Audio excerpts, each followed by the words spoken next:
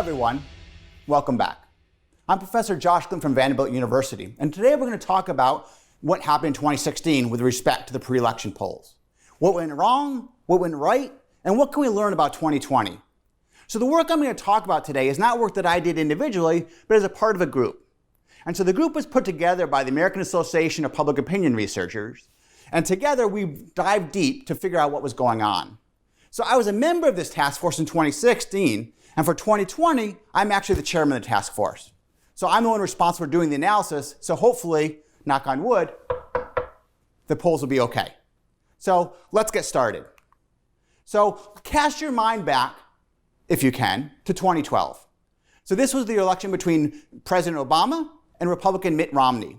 And so what this line is telling you is how the average of the polls performed across the time period. So the blue line takes all the polls that were being done in that narrow time frame and reports what the average support for President Obama is. The red line supports what Republican Mitt Romney was getting. And so you can kind of see the election ebbed and flowed across time, and at the end, right close to Election Day, it was hotly contested. The polls were up, the polls were down. We weren't quite sure who was going to win. Was it going to be Republican Mitt Romney, or was it going to be President Obama? So again, this is a very hard topic to predict because of the closeness of what was going on. And in fact, that closeness was born on Election Day when President Obama barely beat by less than 1 percentage point in the national popular vote. So again, this is the popular vote across time, but the popular vote in 2012 was a back and forth between President Obama and Republican Mitt Romney, especially at the tail end, which made it very unclear as to what was going to happen on Election Day. So pollsters were looking at this data, analyzing it, making predictions. And as a result of that, the pollsters pretty much nailed it. So here's some stories highlighting one such pollster, Nate Silver, who got famous and notoriety as a result of this, but there were lots of other pollsters involved here. And so here's Jeff Greenfield, the commentator on CNN, talking about Nate Silver's predictions, 44 out of 44, and welcoming our new algorithmic overlord.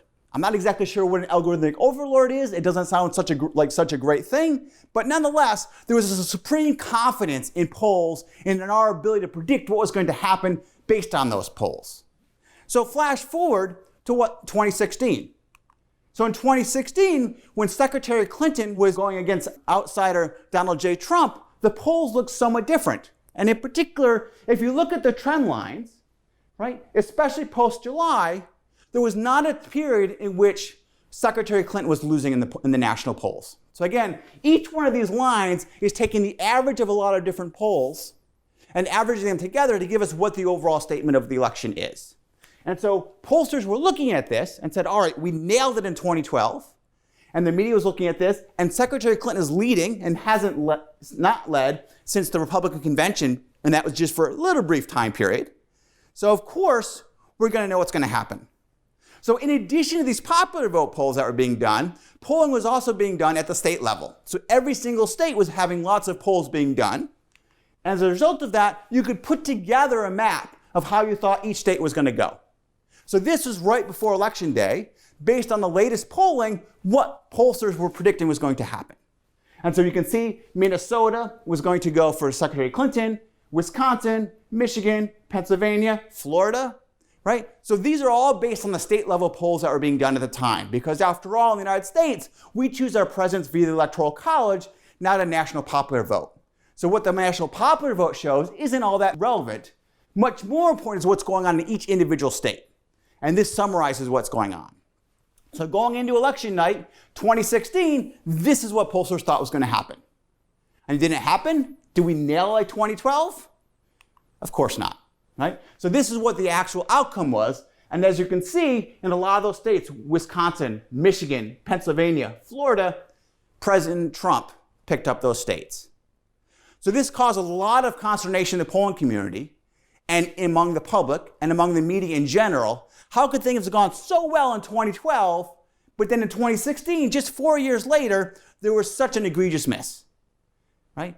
And are there anything that we can learn from that experience to go forward in 2020? So this is the text I got from my parents. My mom and dad sent me this, trying to explain and justify my existence. So, what are you doing? My son, he's a younger age, so he didn't send me a text, he sent me a meme. again, what is going on, what's wrong with the polls. So again, in response to this, although it's pre-existing, although our tasks did change, the American Association of Public Opinion Research put together a task force of academics such as myself, also pollsters that are involved in nonprofits such as Gallup and Pew, as well as people working in industry to try to figure out what went wrong, right? And what I'm going to talk about today is going to summarize the work that we all did to try to figure out what went wrong in 2016 and what can we fix going forward for 2020, and also, as I'll conclude at the end, what can't we fix? So, what's the conclusion? Did the polls fail? Right? I'm going to waffle. I'm going to say yes and no. So nationally, in terms of the popular vote, the polls nailed it. In fact, the national popular vote polls that were being done were one of the most accurate that have been done in recent years. But of course, who cares? Because we choose our presidents at the state level via the Electoral College. And that's where the polling did not do so well. The story there was much more mixed, and the state level polls got it wrong in some really critical states. And they got it wrong from some systematic errors, especially in the Midwest. So if you want to take a step back and say, well, did the polls get it right? You can say yes, you can point to the national popular vote, but that's kind of a who cares moment. Because the polls we really care about were at the state level, and at that level, we saw some errors that were pretty concerning and caused the pollsters to be our eyes, particularly in the upper Midwest. So just before we get going to try to say, when I say the polls are more accurate than they've ever been, what does that mean? So this is going to be a little geeky and a little bit of mathy, but not too much. But just to give you a sense of where things are going on. So one way that we typically use as pollsters to try to measure how wrong a poll is, and to be clear, there's different ways you can do this, is to kind of compare how well the poll predicts the margin of victory to the actual election result. So here, for example, this is the poll margin. Then we also need to calculate the difference in the percentage of support in the certified vote. This is the vote margin. Taking the absolute value of the difference between the poll margin and the vote margin gives us the absolute polling error. A 0 means the poll correctly predicts the margin of error, absolutely nails it. And numbers greater than 0 indicate how much the poll margin and the vote margin differ. Large numbers, not great. So let's walk through a hypothetical example to clarify. If a poll shows a Clinton lead of 46-42, that's a 4-point poll margin. If the certified vote in the election resulted in Clinton winning 48.2 to 46.1, that's a 2.1 point vote margin. So the absolute value of the difference between the poll margin and the vote margin would be 4 minus 2.1 equals 1.9. That would be the polling error for this hypothetical poll. So again, there's lots of ways to measure polling error, but this is one traditional measure that we've used to compare how polling performance does and how that compares to polls in the past. So let's use this measure then to see how the polls did in 2016. So here's a graph. It's probably a little too busy, but the main point is to compare this line right here, the orange line. That says how much the polls were off in the national popular vote.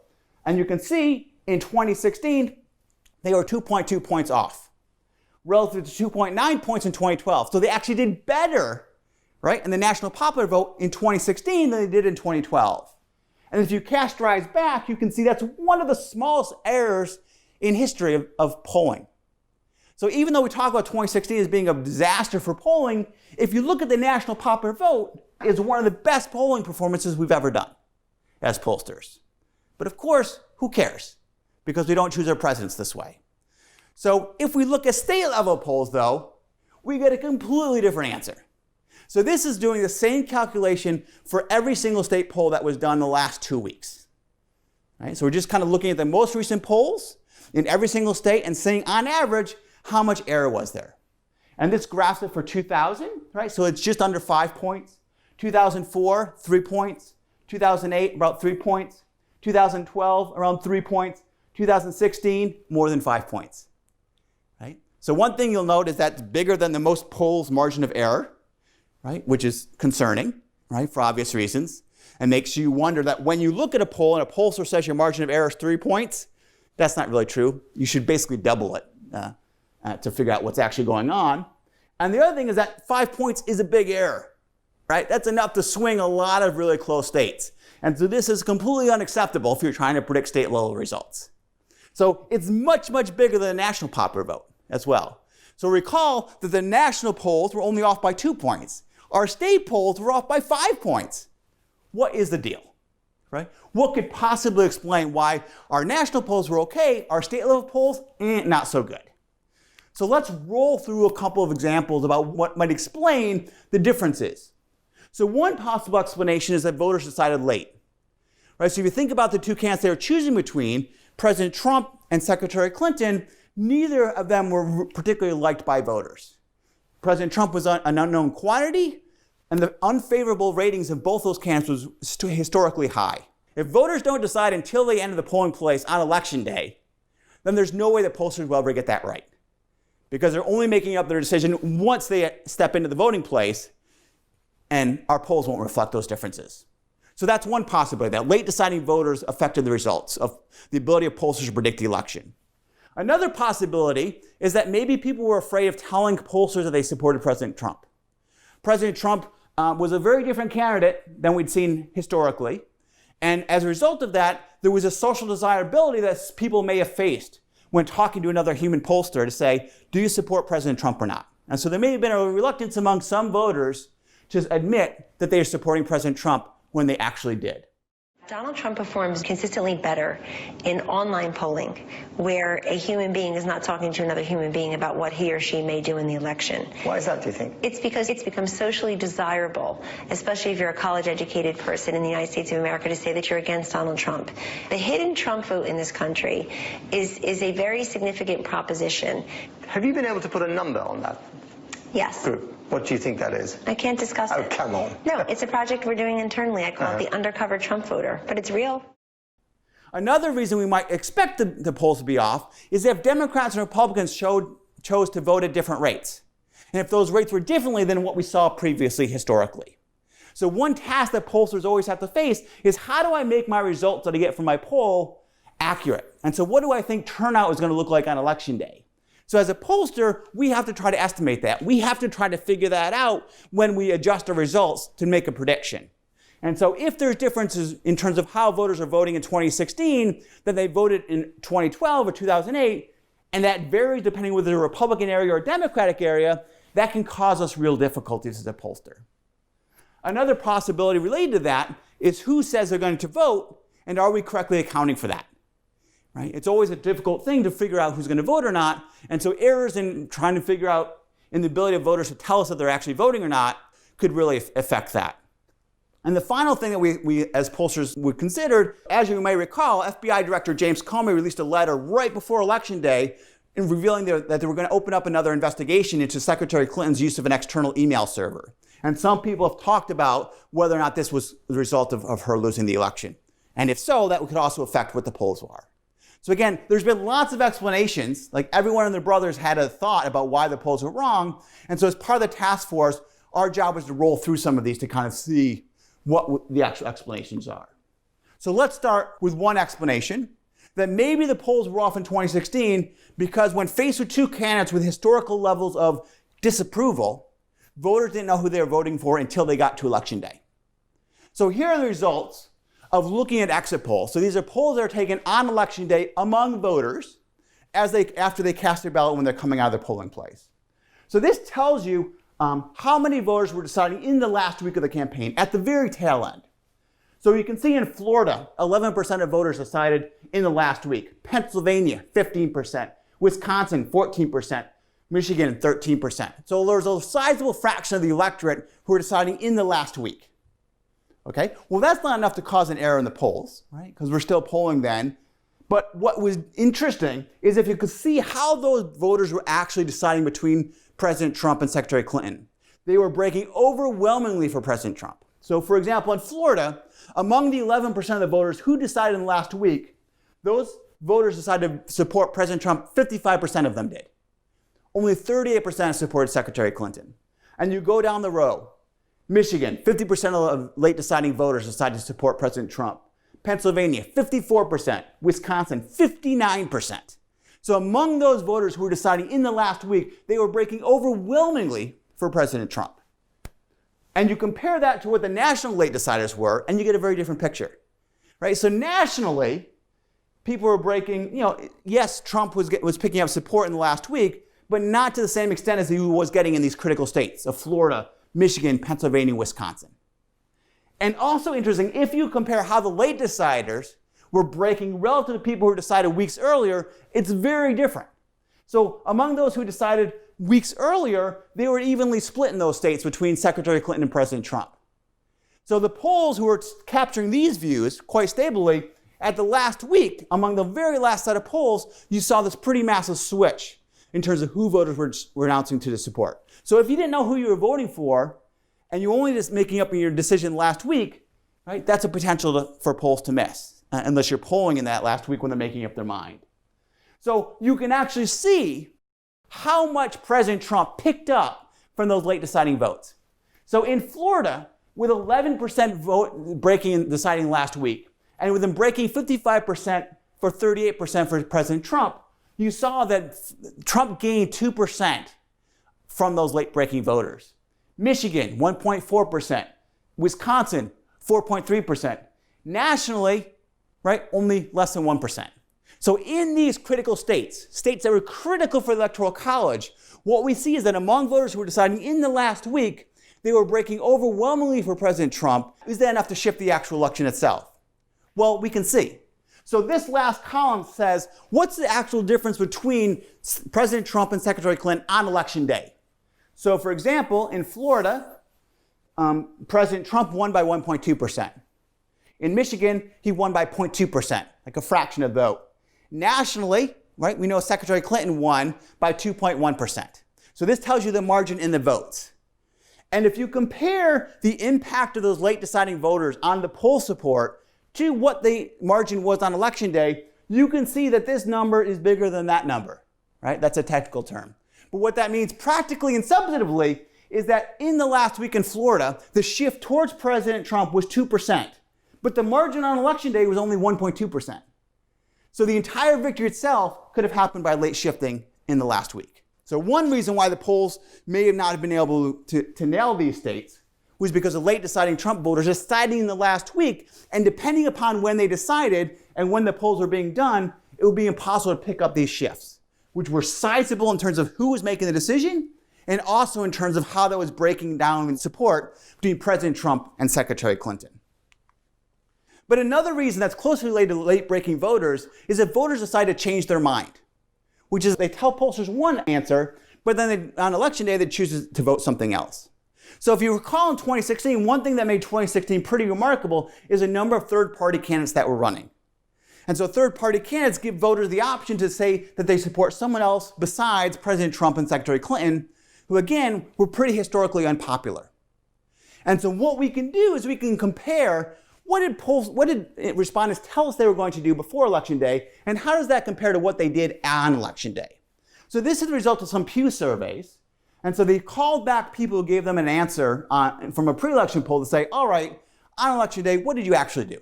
Right? So if you think about it, if you have 100 voters that you're talking to, 44.2 of them, I know you can't be a fractional person, but just roll with me for a minute, right? So about 44 people of those 100 people you're talking to said they were going to vote for Secretary Clinton, and they did so. 38 said they were going to vote for President Trump, and they did so. So everyone who's not along this diagonal, though, are people who changed their minds. Right? And so in particular, we can see these are people who actually reported voting for Trump. So you can see that 0.4% of the people who voted for Trump on Election Day said they supported for Clinton or leaned for Clinton prior to Election Day. 2.6% of those said they supported some third-party candidate, and 1.4% decided not to tell us, or they said they didn't know.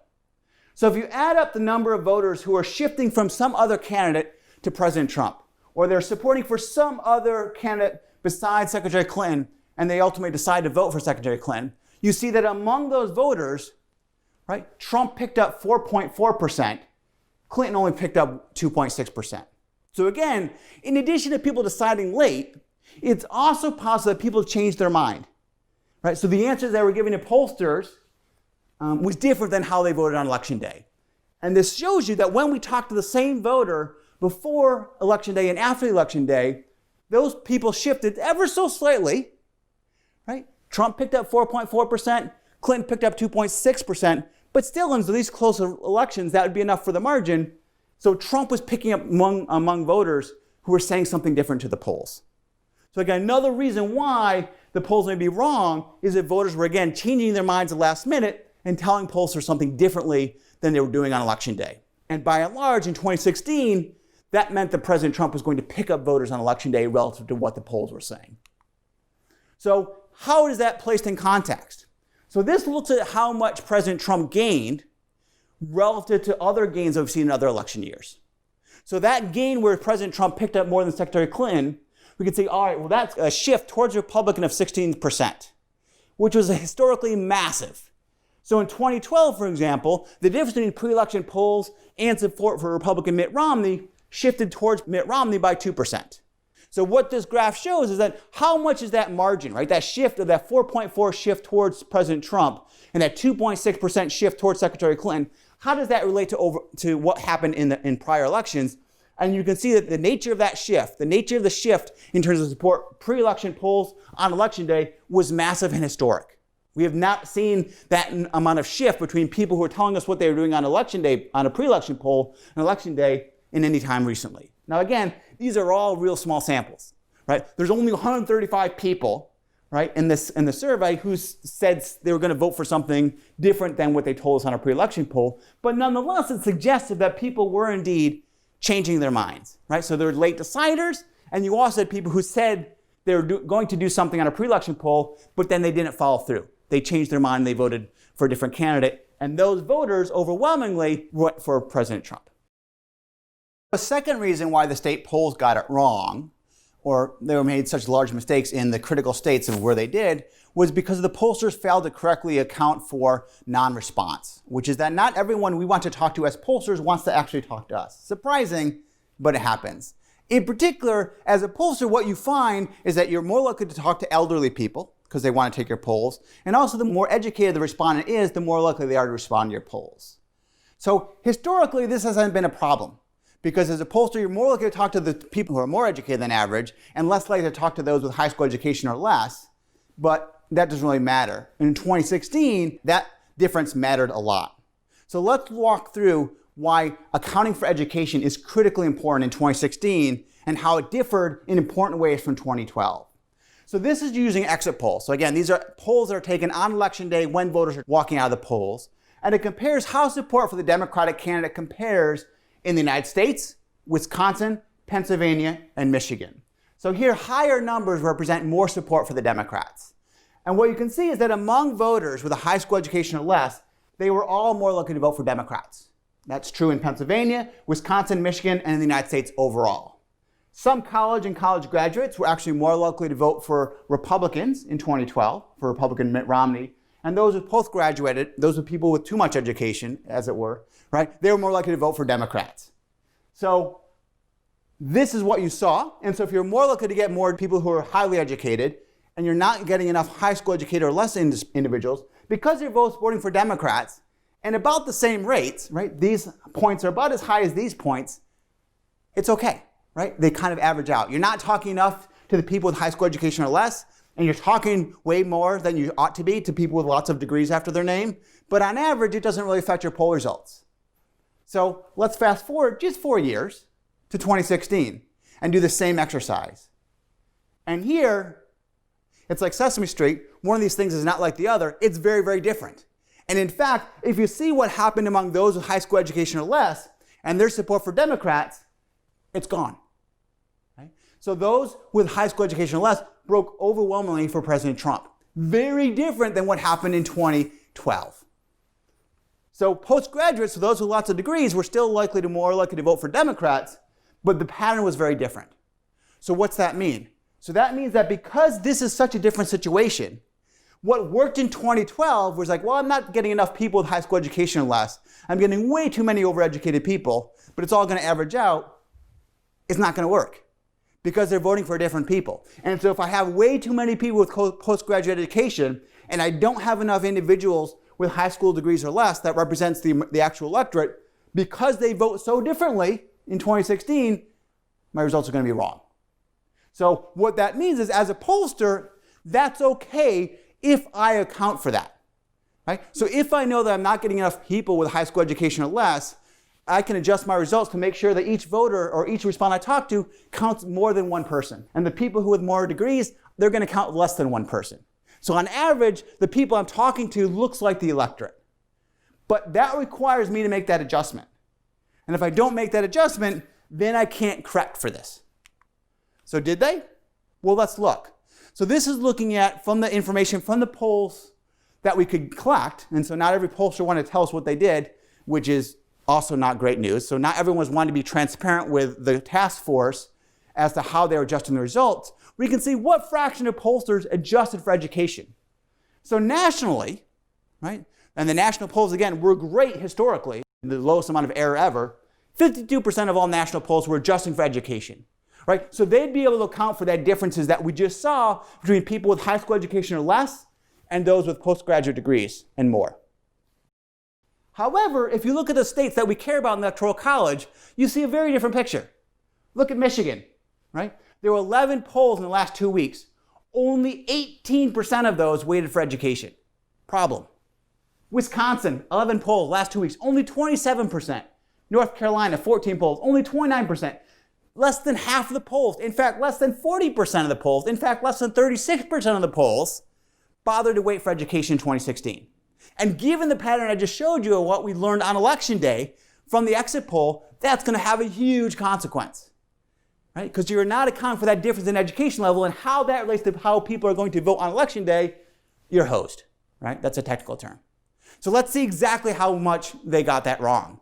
And so we can go back after the fact and say, well, what if they just went ahead and they adjusted by education? Does that change the results? So here's a poll from the University of New Hampshire. So they came out before Election Day with an 11-point lead for Secretary Clinton. Now, New Hampshire is always a tight race. And in fact, on Election Day, it was essentially tied. Secretary Clinton won in a squeaker. And once you adjust for education, what happens? That Secretary Clinton's lead of 11% goes all the way basically to a tied race, which is exactly what happened on Election Day. So waiting on education alone shrunk an 11-point lead for Secretary Clinton all the way to basically a tied race. Hugely consequential. What about Michigan? Michigan, the Michigan State poll came out before Election Day with a 17-point lead for Secretary Clinton. Again, this is one of the blue wall states, and this is why everyone thought that Secretary Clinton was a shoo-in. So the Michigan State poll had a 17% lead for Secretary Clinton. After we wait by education, that drops nearly in half, from 17% to 10%. Now, of course, on election day, President Trump won, so you still say, wait, that's still off by 10 points, which it is, and that's why there's other reasons that were wrong with the polls that we'll talk about. But you can see that just accounting for education alone shifts the results quite dramatically, right? So one problem that pollsters face, state-level pollsters in particular, is they weren't accounting for the fact that depending upon your education level, you are likely to support different candidates. So what this means is that because more educated people are more likely to talk to pollsters, right, the fact that more educated voters differ from those with high school education or less, that if the pollsters didn't correct for that, they were going to get those state results wrong. And we can see that in those critical states that we care about, a lot of the pollsters, in fact, a majority of the pollsters, weren't adjusting for the education adjustment. So that's another reason why, independent of late-breaking voters, the fact that pollsters weren't accounting for the differences by education level in who voters were supporting and also how likely they were to respond to pollsters turned out to be hugely consequential. As a pollster, one of the most difficult things that we face is who's going to vote on election day. Right? We don't know that until election day happens, and so not only do we have to predict who's going to vote for whom, what does the electorate on election day actually look like is something that we have to predict as pollsters. And that's not an easy task. Our best guess is typically what happened in the last election. But that's not always right. And if that guess is wrong, or I should probably say if that estimate is wrong, to kind of make it appear more scientific, right, then we're going to get the estimate of what's going on in the poll wrong as well. And so one thing that pollsters have to do in order to predict who's going to win a state is to predict who's going to vote in the first place. And that's a very hard task. Our best guess is usually what happened last time, but that best guess is sometimes wrong. And in 2016, we'll see that guess was wrong. And it was wrong because of some systematic shifts in terms of who decided to vote and who decided not to vote. So what this shows you is the differences in turnout in 2016 relative to 2012 based on how much that county supported President Obama. And so what you can see is that if President Obama won that county by more than 65%, right, so these are solid blue counties, turnout between 2016 and 2012 increased by 5.5%. Right? So it increased, but it increased by 5.5%. Among those that President Obama won between 60 and 65%, turnout increased by 4.5%.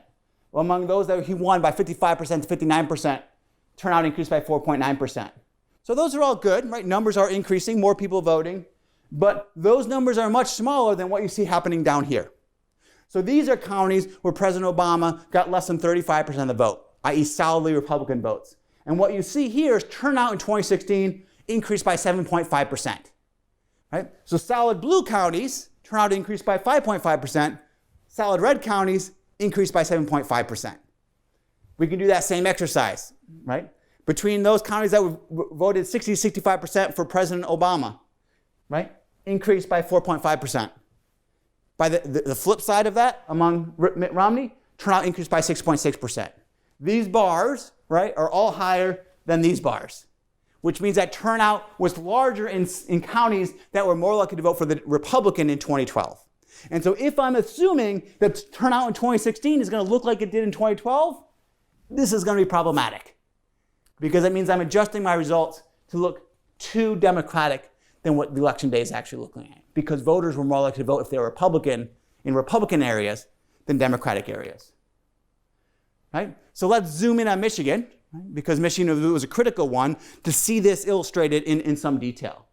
So this tells you, again, for every county in Michigan, we can see what did Obama get. So less than 35%, between 35 and 40%, more than 65%. So again, these are Republican counties where President Obama's support is very low. These are very highly Democratic counties. President Obama's support very, very high.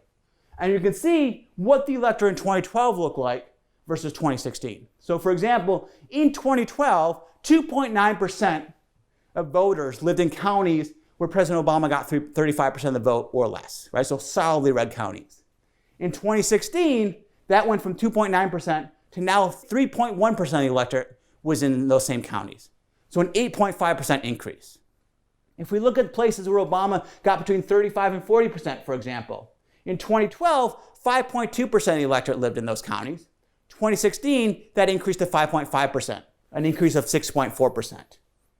Now let's look at some really solid Democratic counties.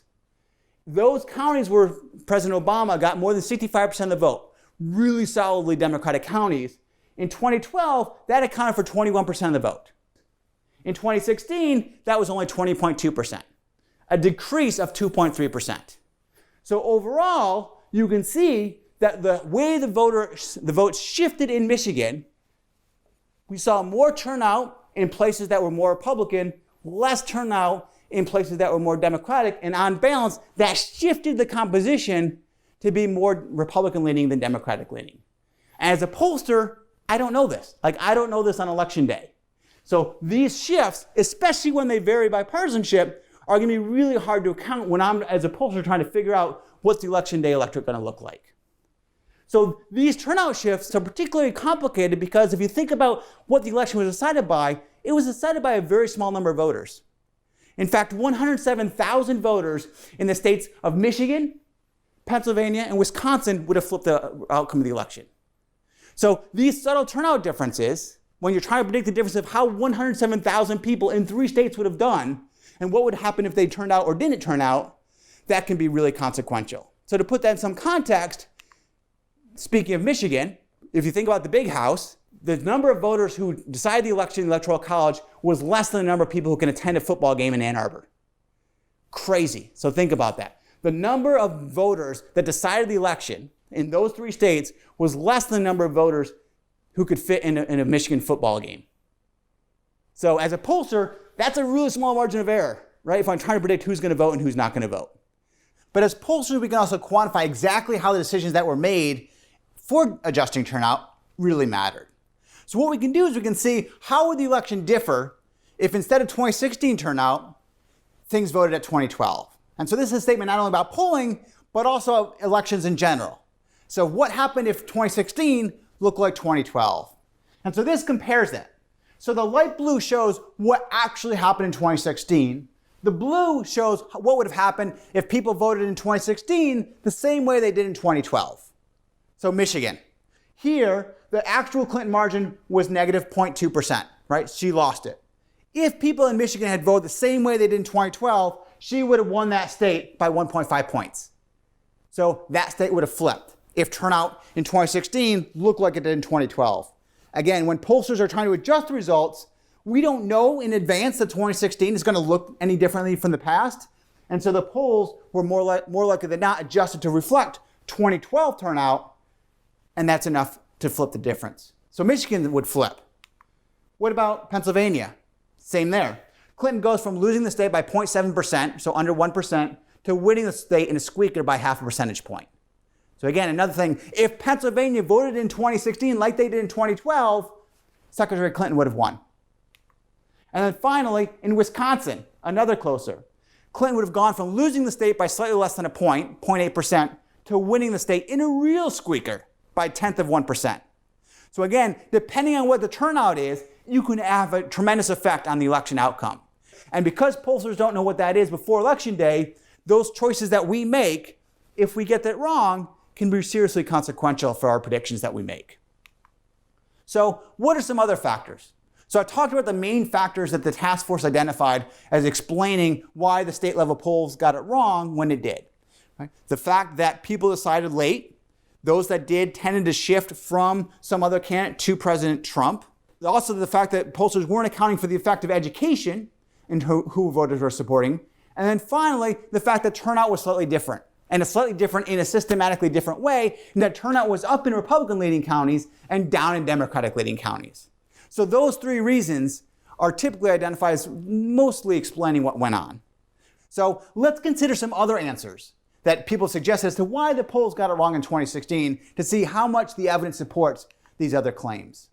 So one explanation that people have talked about was the presence of shy Trump voters. So the shy Trump voter phenomena is if people are reluctant to tell another human being they support President Trump. So if so, we should see a difference in support for President Trump depending upon whether the person was being interviewed by a human or whether they were taking the survey on the internet.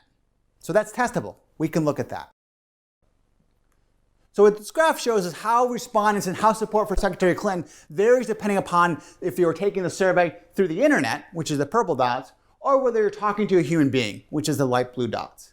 And this lines here average that over and say, on average, how do the poll results vary? And what you can see is that there's basically no difference, which kind of blows the shy Trump voter out of the water because you would expect to see differences if you're reluctant to tell another human being. But we can also look at this a slightly different way and say shy relative to who? Another way to see if there's a shy Trump voter is to compare how well the polls predict President Trump's support relative to a Republican Senate candidate. So if there's a shy Trump vote, that means that voters should be less likely to say they support President Trump than just your typical Republican Senate candidate. And we look to see on a live phone poll, right, there's no difference there. How well the poll does relative to the actual election day is the same for Republican Senate candidates as it is for President Trump, which is not a difference between people being more reluctant to say they don't support President Trump when in actuality they do. So again, just like there's no difference in response based on internet and human polls, there's also no difference when we compare support for President Trump to Republican Senate candidates. So those two pieces of information suggest that shy Trump voters, although it may affect some voters, it's not systematic or large enough to really explain the differences in the poll results that we talked about. So another explanation that you commonly hear as a pollster is like, how can that poll be accurate? You didn't talk to me. Right? So put broadly, is it the case that pollsters got the results wrong because they weren't talking to enough voters in really strong Republican-leading counties? So this compares how the poll results and who's being talked to in polls compare to the people who vote who live in those particular counties. So what this table shows is what is the fraction of people who live in high Trump-supporting counties in polls compared to what that looks like on Election Day. So if polls are making mistakes because we're not talking to enough Trump supporters, then we should see large differences between who polls are talking to and what voters look like. So this shows that comparison here. So there's 1,486 counties where President Trump won by more than 40 points, right, out of the 3,000 or so counties in the United States. In terms of the population then in those counties, it's about 13%. So that's the true number of voters who live in those really strong pro-President Trump counties. Polls were talking to them, right? The CNN ORC poll had 16% of the response in those counties, and the Pew poll had exactly 13%. So again, if we look to see those large counties that Republicans are drawing a lot of support from, the polls seem to match pretty accurately what the population in those counties is. So the results that we talked about can't be a result of polls not talking to people who live in counties that President Trump won by 40 points, or counties that Trump won by 60 points, or even kind of rural counties. So it's not effective coverage issues. It's not that we're not talking to people, or polls are not talking to people who live in very strong Republican-leaning counties. Instead, the other explanation we talked about seemed like a much more likely explanation. So the final explanation that we're going to talk about very briefly, although it's going to be impossible to know for certain, is the effect that James Comey, the FBI director, had on the election outcome. So here's the New York Times from right before Election Day. And again, this kind of launched the campaign into a bit of a tizzy, as this kind of uprooted everything. And so there's a lot of claims that this was responsible for what happened on Election Day. So again, it's going to be impossible for us to know because we can't see the counterfactual. We don't know what happened if James Comey did not release that letter. Nor can we determine if those late deciding voters, or the ones who changed their minds, were impacted by the release of that letter. But what we can say, and what we can look at, is a lot of the claims for the effect of James Comey's letter was looking at how the polls changed after the letter's release. But if you dive just a little bit deeper, you can see that some of that change was illusory. So what this graph is showing us is how the average poll changed before and after the Comey letter was released. And in particular, when the poll was released versus when the poll was taken. And that difference can be really consequential for breaking news events, because when respondents are being interviewed could differ from when the results are released to the public. So this breaks that down. Here's James Comey's letter when it was released. And these two lines reveal when the polls were released, which is this line here, and when the polls were taken. Right? And so what you can see in terms of the impact of the Comey letter is that when the polls were released, right, this is the Comey letter right here, the polls went down. It went down, and then they went up. And so people look at this decline in the poll numbers as evidence that the Comey letter mattered. The problem is that because there's a gap in terms of when people were talked to and when the polls were released, that this decline in the poll numbers was actually reflecting polls that were taken before the Comey letter was released. Right? So we look at when the polls were taken and the support for Secretary Clinton during that time, we can see that when the Comey letter was released, her support actually went up dramatically. Again, it can't prove that the Comey letter didn't have an impact. That's impossible to know. But what it does say is that some of the evidence that has been pointed to probably doesn't metal out. That there's other explanations because the decline was going on before the letter was released. And at the end, in fact, her support went up. Now, maybe her support would have gone up more had the letter not been released, but again, that's impossible to know. It maybe had a positive effect. It's just impossible to know. That maybe people were reacting to the release of the Comey letter, and that explains why Secretary Clinton's support was surging at the end of the polls.